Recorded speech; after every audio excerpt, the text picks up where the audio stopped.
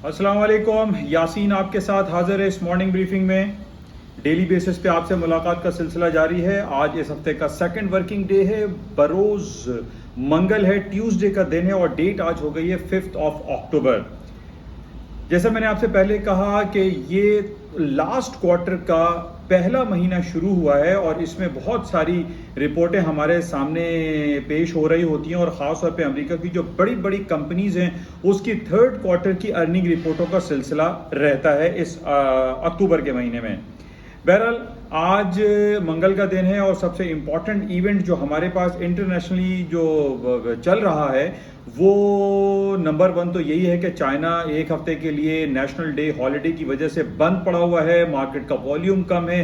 मार्केटों में नॉर्मली ऐसे ही होता है कि जब एक बड़ी मार्केट बंद होती है तो एक हैपोजिट मूव ना हमवार जो एक मूवमेंट होती है बाजारों में वो देखने में आती है। या तो मार्केट लोअर साइड पे या अपर साइड पे, या मार्केटों में कोशिश ये की जाती है कि जब ये लॉन्ग हॉलीडेज चलती हैं, चाहे वो अमेरिका हो, बरतानिया हो, यूरोपियन यूनियन हो, चाइना हो, जापान हो, इसमें मार्केट थोड़ा सा इसमें रिलक्टेंट रहना चाहिए, कोई बड़ी हैवी इन्वेस्टमेंट से गुरेज करना चाहिए। तो बहरहाल आज हमारे पास जो इम्पोर्टेंट इवेंट है जो खास तौर पे मैं अपने yasinanalysis.com के प्लेटफॉर्म पे आपके साथ शेयर करूंगा, उसमें सफ़े अव्वल की जो सबसे इम्पोर्टेंट आज खबर मुझे नजर आई है डिफरेंट मीडिया पे, अखबारात में, वो है पाकिस्तान का ट्रेड डेफिसिट।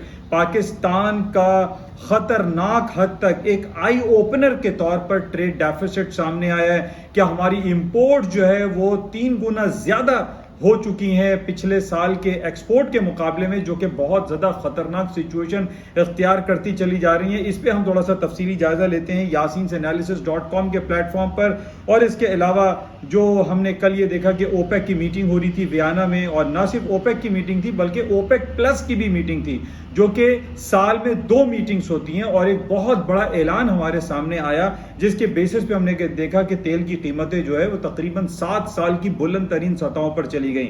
तो बहरहाल और इनका डायरेक्टली या indirectly effect gold, silver and stocks and currency पे क्या पड़ता है, इसका थोड़ा सा हम तफसीली जायजा लेते हैं। yasinanalysis.com पर आप तमाम लोगों से गुजारिश है कि इस YouTube चैनल जिसका नाम एन आई ऑन मार्केट है, इसको भी लाइक करें, शेयर करें, सब्सक्राइब करें। उसकी बुनियादी वजह जो मैं आपसे हमेशा बयान करता हूं कि उर्दू समझने और सुनने वाले बेतहाशा हैं पूरी दुनिया में। मेरी आपसे गुजारिश है कि इस YouTube चैनल जो कि उर्दू जबान में है, इसको ज्यादा से ज्यादा आप इसको फैलाएं।